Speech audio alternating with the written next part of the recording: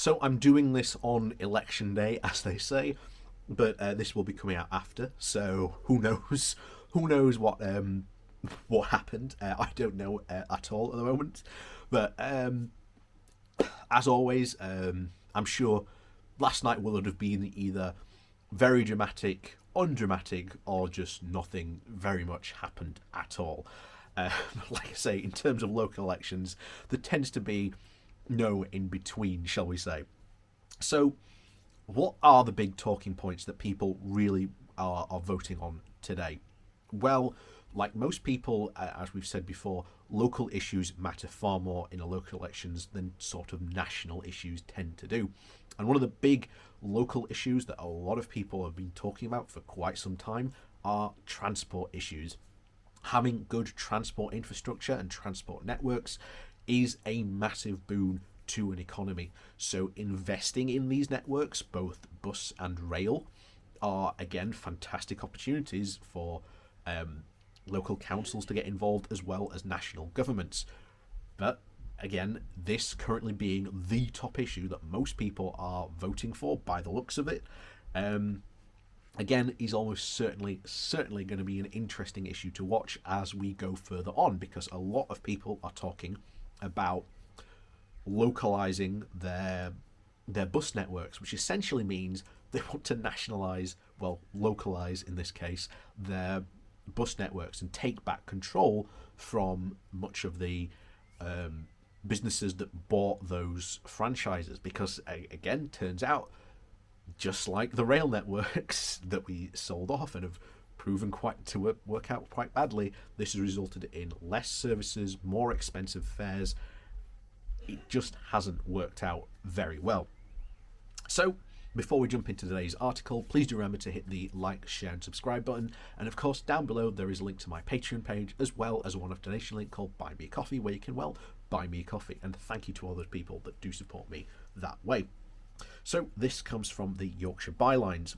The title is "Buses Top the Agenda as West Yorkshire Heads to the Polls." Obviously, in West Yorkshire, there is a big mayoral election heading, so this will be one of the things to watch, or what will have happened that particular tonight, but we'll probably find out tomorrow when this video comes. So,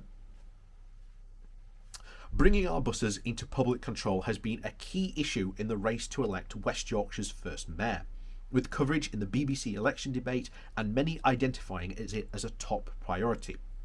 That's thanks to local people who have made the case for change. We are currently living through difficult times. COVID-19 has exacerbated many of the challenges facing West Yorkshire, not least the issue of child poverty, the epidemic of loneliness and isolation, and the decline of our high streets. In the background, there is the threat of climate change, with the potential to destabilise our lives even further. Improving our region's buses could offer us a powerful tool to deal with all these issues.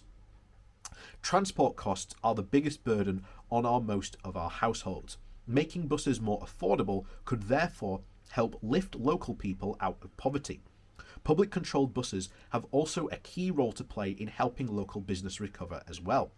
The Wakefield Free City Bus, paid for by local government, has boosted spending in the town centre, and improving bus services is essential to helping people find employment, with 1 in 5 workers turning down a job due to poor quality of bus services. The reliable and accessible buses would make it much easier for our most isolated in our communities to visit family and friends, community events, or even a hospital. And with 40% of local emissions coming from transport, reducing the number of cars on our roads will be key to tackling climate change. But we cannot achieve any of this with business as usual. Since 1986, our bus network has been run by and for private companies. They are free to set their own routes, fares and standards, regardless of the cost to our communities.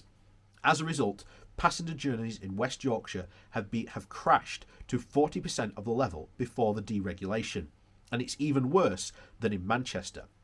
Ticketing has become confusing and complicated, with over 100 different fares offered on just one transport corridor in Leeds. We have also lost many evening, weekend, and rural services as private companies cherry pick only the most profitable routes. In 2019 alone, 54 local bus routes in our region were lost or just reduced. We all know that buses should be run as a coordinated public service for the benefit of its drivers and users. That's why the Better Buses for West Yorkshire campaign is pushing for London-style public transport control to be brought in by the West Yorkshire Mayor. This would allow us to introduce simple integrated ticketing that works not just across all bus operators, but across trains too. Only public control can actually offer this.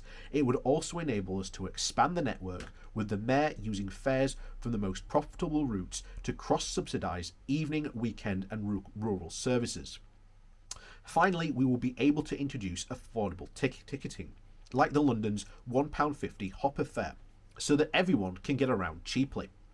Just a few weeks ago, Andy Berman announced that Greater Manchester will use its powers to bring back buses into public control. We know that it will take time to reach that stage here in West Yorkshire, and the first steps towards winning that big improvement for our region would be our new Mayor to announce the first stage of the activation process, so that public control powers of the so-called statutory investigation. The investigation would recognise that there is a problem and that our buses need to change. It would then look at whether leaving the network in private control or regulating it under the Mayor's office would be the best solution for West Yorkshire communities. The mayoral candidates entered in the election race with a range of views about whether to or not bring our buses into public control. Lots of them may have just wanted to wait and see. Last Thursday, we challenged them all to go further than they had said so far. We asked them to pledge to start the investigation into a public control in their first 100 days. The government was asked for the decision on whether West Yorkshire needed to pursue franchising by the end of June, so the clock is already ticking. But the government deadline is not the only reason to move quickly on public control. Local bus users need that announcement as soon as possible. They know the transformative power of well-run networks and challenges that we face when buses are solely run for private gain. That's why our public meeting heard from over 6 local bus users about their experiences on the region's buses. They told us about the devastation and deregulation and cuts caused to rural communities. They described how poor bus services can cut people off from family and friends. They moved us with stories of difficulties of getting involved to a large family about their region's expensive buses. So, with the exception of the Conservative candidate, every politician at our recent public meeting gave a clear commitment to start the investigation into public control in their first 100 days. This was a massive win for the campaign and for the people of West Yorkshire. However, the fight for better buses does not stop there. With public control, it is popular in the region. Roughly about 86% of those who have the option of public control are in favour of it. We cannot rely on local politicians to make good on their promises. That is why, after elections, the Better Buses for West Yorkshire coalition will continue to put pressure on the new mayor and our council leaders to announce the investigation before the end of July. And then they've got a link to the petition down below. And also, go visit their website and find out more information. So ultimately, I think this is the direction I think a lot of local authorities may even be going in. Like I say, after Andy Burnham announced it, it's very, very popular over in Manchester. We have seen Dan Jarvis has made some moves about this. Whether he will do it or not, I don't know.